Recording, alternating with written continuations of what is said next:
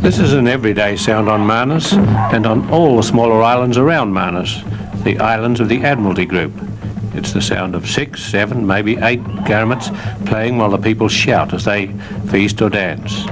Garamuts are the hollowed-out wooden drums, technically slit gongs, found throughout all the coastal parts of New Guinea. In this group, recorded in a very isolated place, there were 6 Garamuts. Thick logs, 2 feet in diameter and ranging from 5 feet to 8 feet in length. They're hollowed out through a narrow slit in the side and beaten when played for feasting like this, on the lip of the slit by 2 sticks.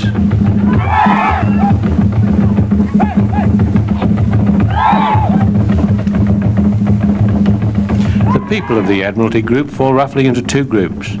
The big Manus, who live on Manus itself, or on some of the relatively large islands and so have access to food gardens and rainforests, and the saltwater Manus, the people who live on the small atolls and reefs and lonely outliers, who have no garden land and lead an almost waterborne existence. Canoes are vital to these people, but they have no canoe timber and must buy their canoe logs from trading partners on Big Manus. When one of these roughly shaped logs, or even a finished canoe, is brought in triumph to the lonely village of the people who've bought it, the men on the canoe begin a stylized dance, using their legs only.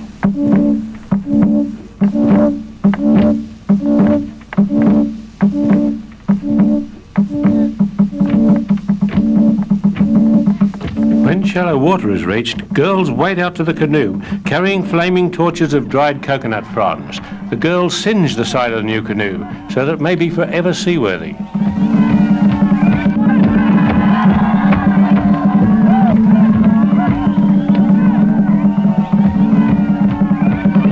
Now the women and the children stage a mock battle.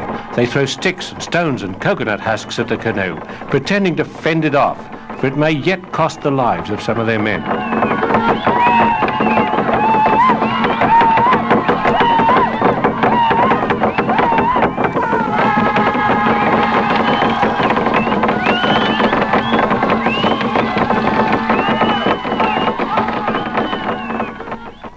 Life on some of the lonelier outliers of the group can be pretty precarious. A sick pickaninny is usually sent away, sometimes to government care, more often to the care of other islanders in more favoured spots. Before such a pickaninny can be readmitted to his own home and his own clan, there is a ceremony. The old women gather round. One makes a child sit down on 4 coconuts placed together on the beach. 6 more women hold a sort of toy roof made of pandanus leaves over the child's head. A really old woman takes a husked coconut in one hand, a bush knife in the other. She strikes and strikes savagely. The coconut milk runs down the roof.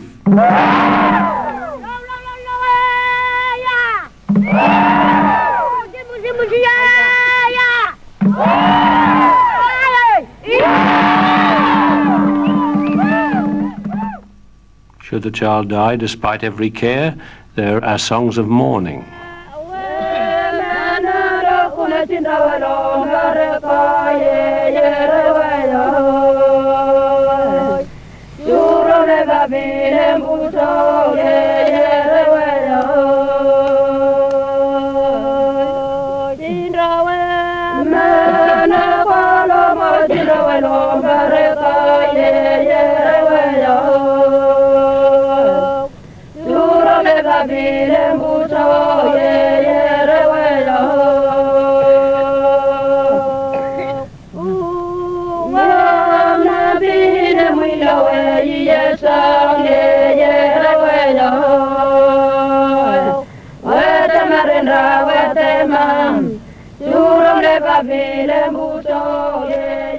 Should the child live, well, he's monarch of all he surveys. Children, sick or well, are never punished, never disciplined. They do what they like, when they like. Even babies. The baby cries, the old women hasten to sing a lullaby. The baby cries louder, the women sing louder.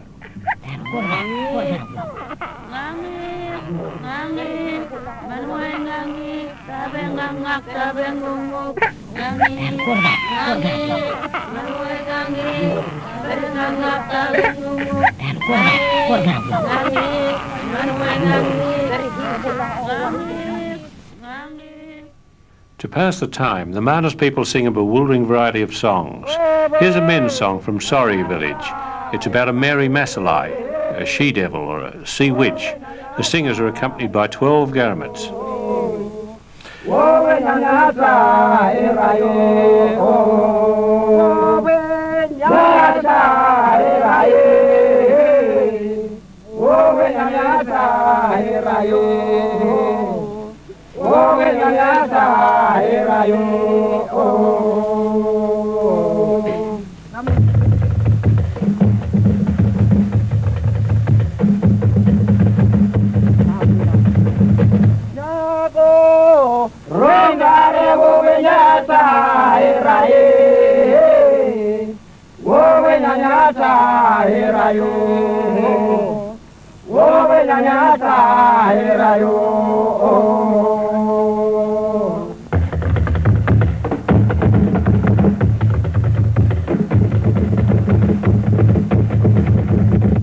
A great number of the songs are very naturally canoe songs.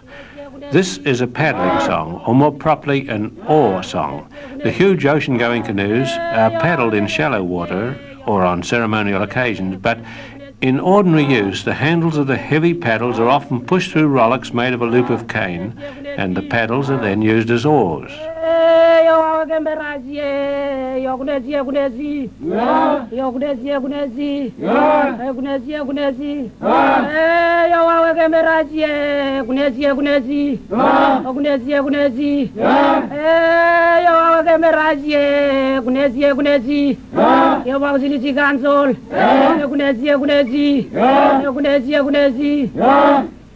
These canoes go on long and often perilous journeys, for the men must trade their troker shell and green snail shell for money, and their fresh fish and smoked fish for supplies of yam, taro, breadfruit, sago, bananas, even clay pots. The women hate to see the men go, and the old English song, "For men must work and women must weep," has its close parallel in this stylized wail as the men are leaving on the great canoes.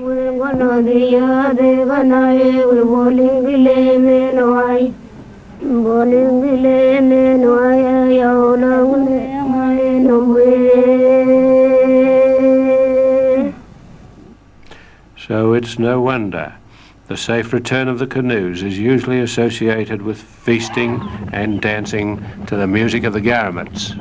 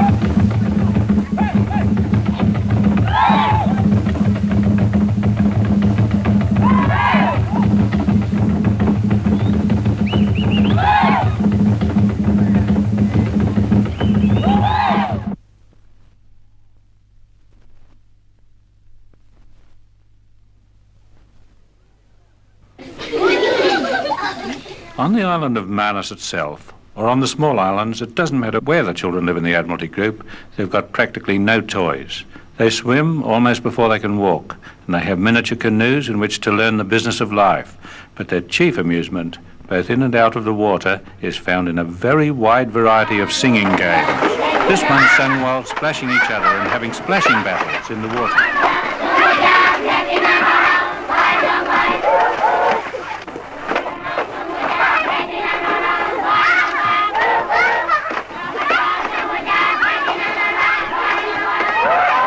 A different song for running across the beach or reef and jumping into the sea.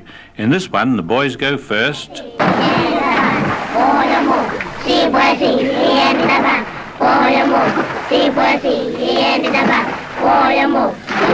Girls next.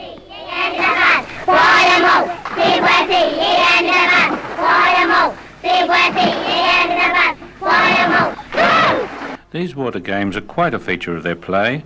Part of the preparation of one of the older girls for her marriage is to be bundled unceremoniously into a canoe, thrown off it into the water, and thoroughly splashed while both women and children beat the water to a white foam with their hands.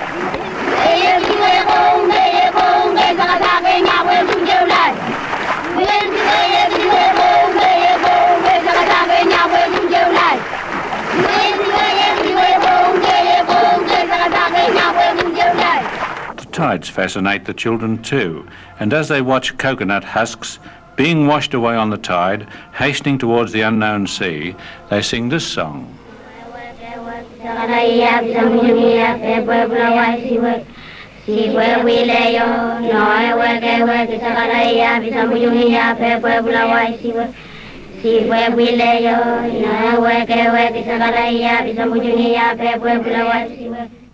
For the children of the saltwater Manus, the moon must always rise from beyond the sea. They believe very thoroughly that they can help at this nocturnal occurrence. They have a song to be sung only at the first sign of moonglow in the east. The song helps the moon to rise, and without this song being sung somewhere in the islands, well, the moon couldn't rise at all.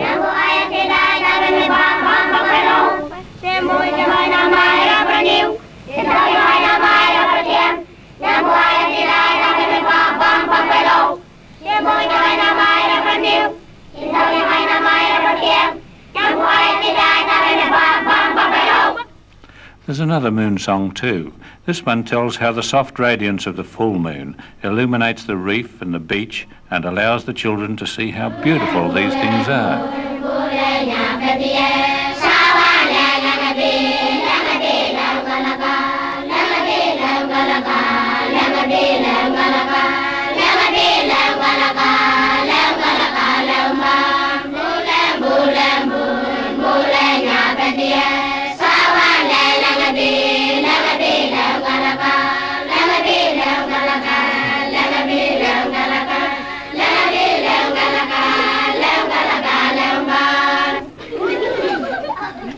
For the hermit crabs, scuttling about busily on the reef and the beach, there's a special song, of course.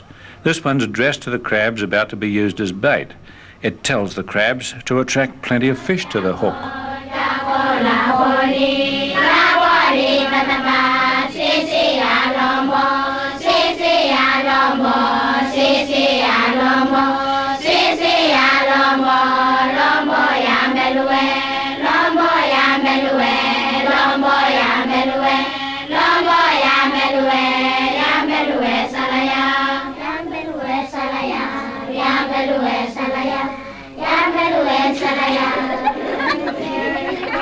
If it's possible, these children are even more mischievous than our own. It's no wonder, therefore, that some of their songs are devoted to teasing their elders. This one says that the outrigger is coming off a canoe, which is a serious matter and must be investigated.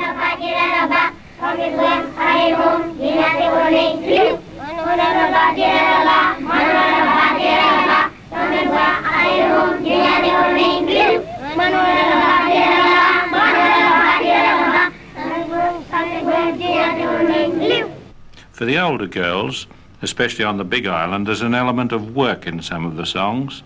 In this one, for instance, older boys are telling the girls to prepare sago, breadfruit and bananas.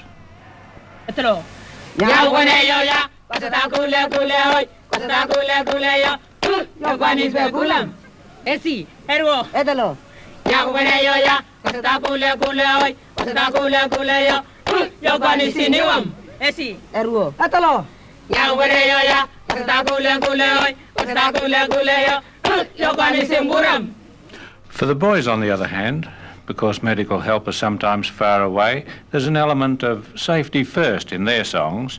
This song, and it's a great favourite, tells the sad story of a boy who fell out of a coconut palm and died.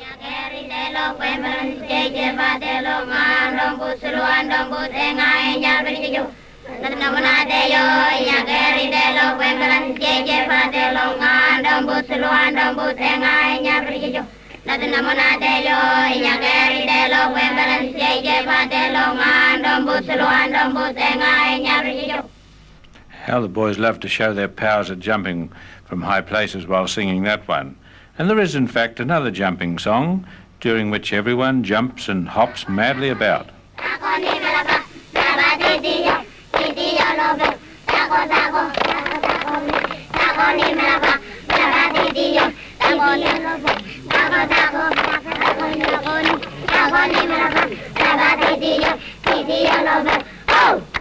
Some of the songs, though centuries old, bear a strange resemblance to our own. Here, for instance, children of an inland village, waiting for their fathers to return from hunting, sit in a circle on the ground, clap their hands and sing their version of Clap Hands, Daddy Comes.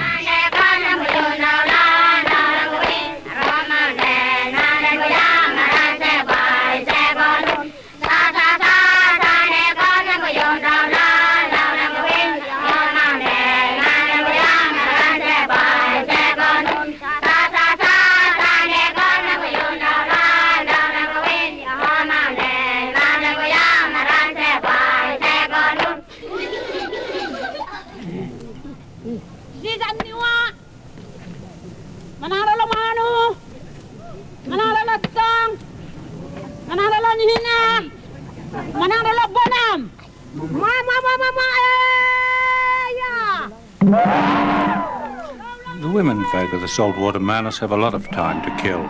Their men are away more often than not. There are no gardens to tend. Almost none of the older generation are literate, so they fall back on singing. They have a whole class of song called polpollets, songs that tell a story. These songs may be of the past, the present, or even the future. They tell in enormous detail and endless verses all the most important events that have happened in the memory of the people. For instance, in this song, they're telling how just a few years ago, a submarine volcano spewed up a new island of reeking ash right in their midst.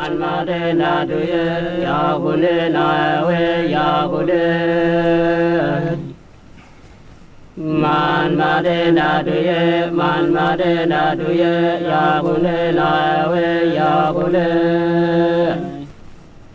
yagule babu vanjale nilawe, yagudu gayawe, yagule babu vanjale nilawe, yagudu gayawe. And the violence of the events being described is never reflected in the women's voices. It's impossible to tell from the intonation whether the events are startling or utterly mundane. Now this next song tells how a group of cameramen once came to their island, but they, the women, never saw the pictures.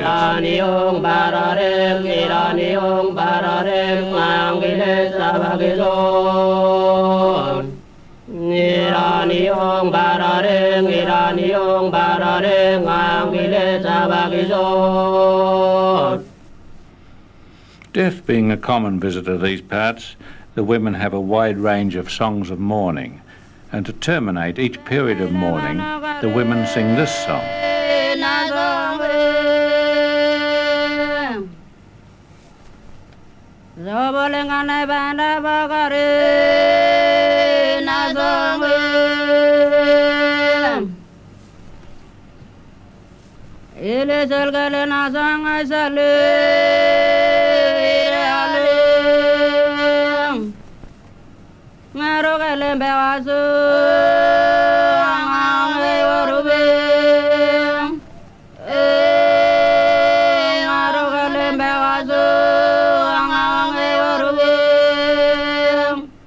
The women have their work songs, of course, songs sung for the preparation of foodstuffs.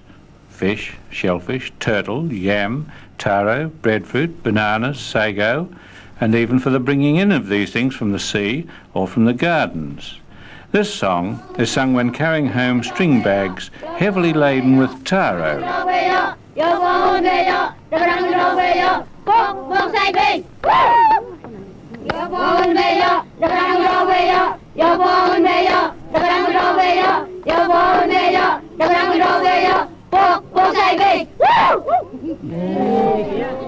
The stylised wail that's sung when menfolk are leaving on long canoe journeys has been heard. But, yes, canoes come back and then there's feasting. The women get out the female garamuts. These don't resemble the men's garamuts at all, except that, well, technically they're still slit gongs. The women's garamuts, female garamuts, are hollowed logs shaped like small canoes. They can be as much as 4 feet in length, and they're stood upright on end and are struck on the lip with a stick.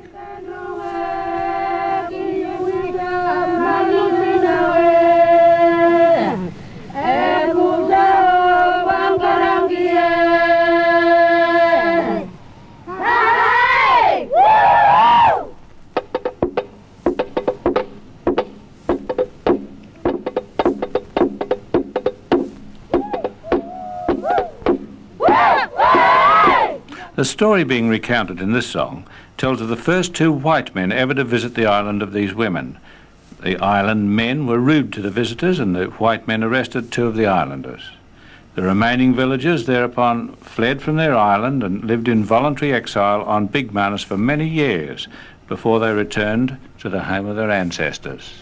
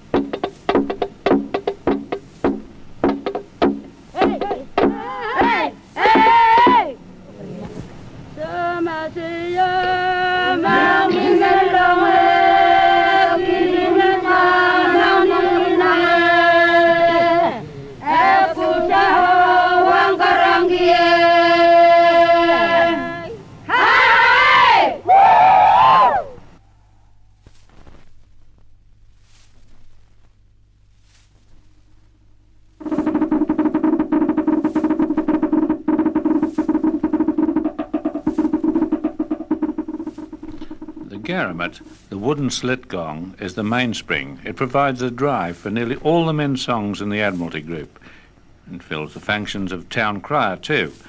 Each village and each island group has its own range of calls or messages. On Balawan Island, for example, this call was rapped out to call all the village councillors to a meeting of the council.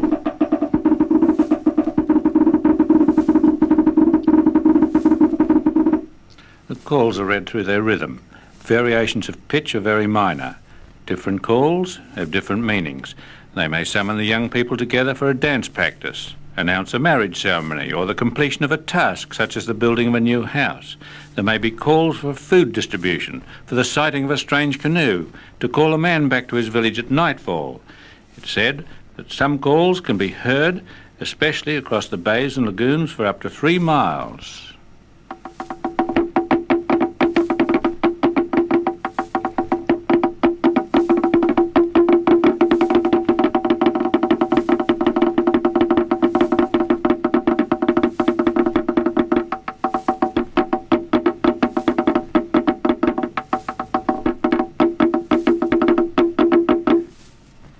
Men of each village or each family group invariably own several garamuts, and the more important events are heralded by 3 or 4 garamuts of various sizes playing simultaneously.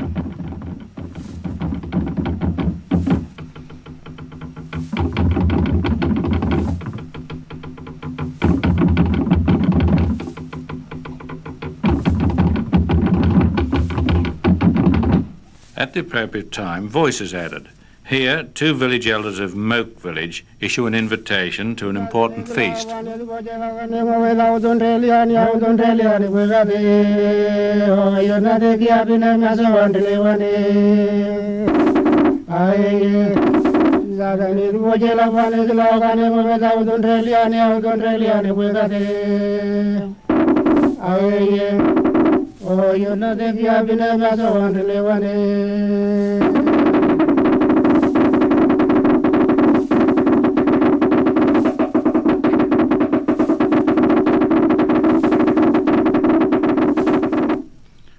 Later, Garamuts may commence to play a dance rhythm, and the people will flock to the dancing ground.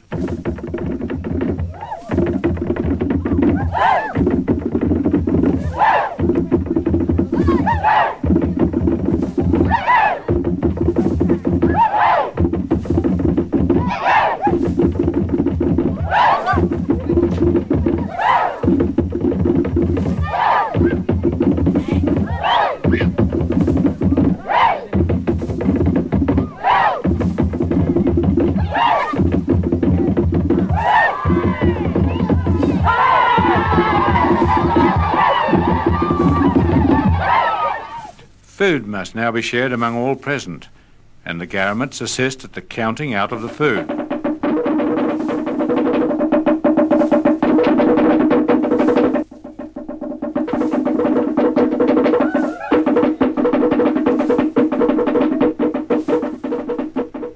The men of the Admiralty group have a wide range of songs, but the Garamut seems to find its way into nearly all of them. And here, in contrast, is one completely unaccompanied. It's a song of great mourning by the men of Balawan, a crying song.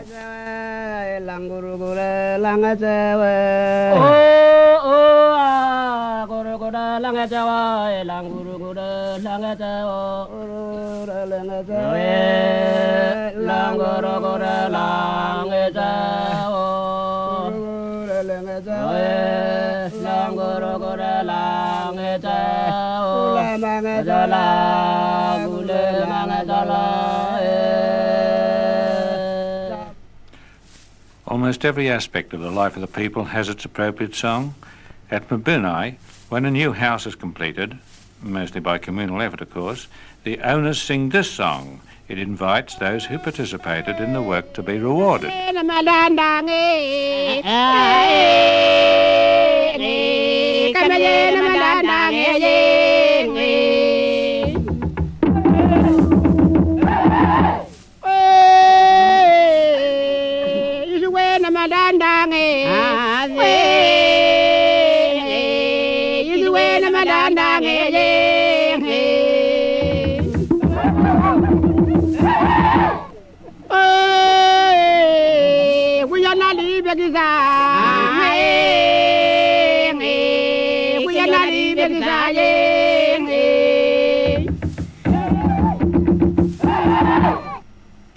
Ghost stories are told to warn the children of the dangers of the night. This song, without Garamuts, for instance, tells of a Mary Masalai, a female spirit or a she-devil, whose own child was turned into a stone by the tambourines of the night. The bereft parents cry for the child, unavailingly.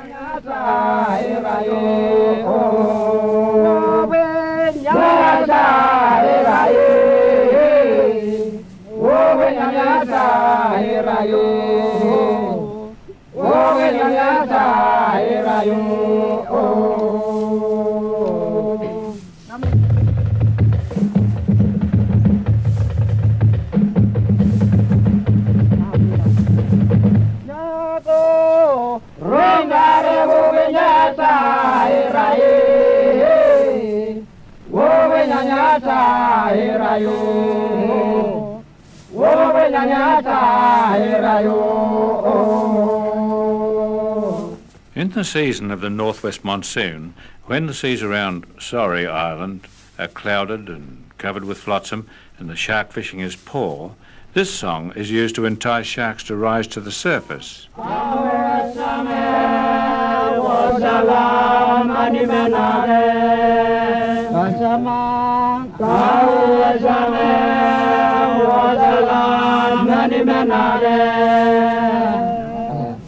Makamba ya balawaye tirana ya balawaye wa salam nani benare.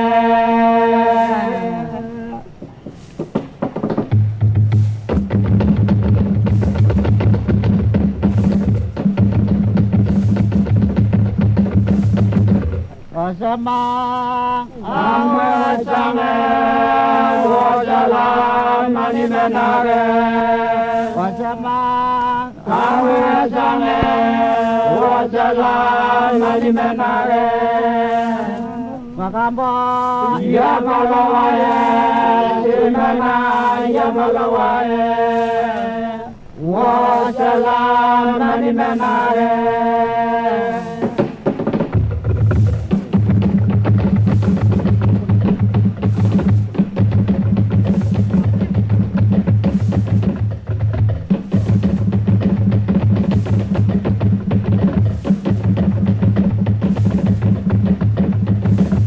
Intertribal fighting and canoe raiding finished many years ago, but war songs are still vividly remembered.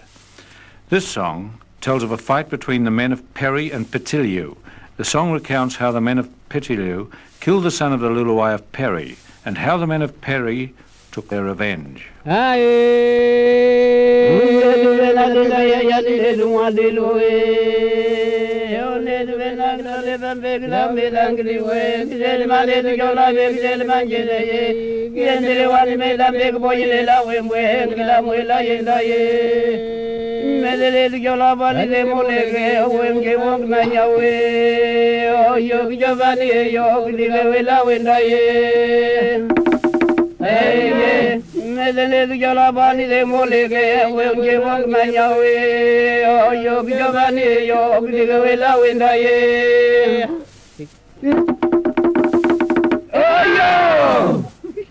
But it's when differences are forgotten and village joins with village and island group with island group, when ocean-going canoes from every part of the Admiralty Islands gather for some joyous celebration, that the true glory of the Garamut is revealed. Such an occasion was the visit of the Duke of Edinburgh to Lorengale. You're listening now to the Sinal Dance and Address of Welcome, a very ancient traditional ceremony accorded only to the most important island visitors. The address, in pidgin, is delivered from a ceremonial arch erected at the landing place.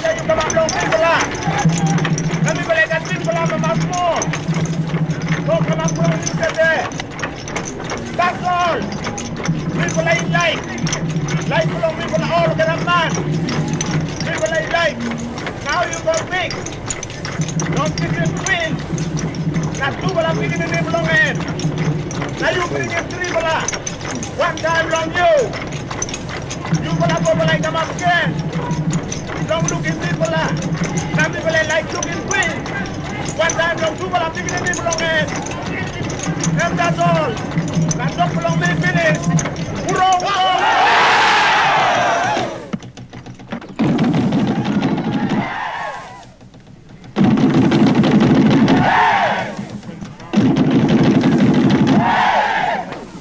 Such a welcome must inevitably be accompanied by the traditional canoe dance, when Garamuts thunder for stamping dances on the decks of 50 or 60 canoes.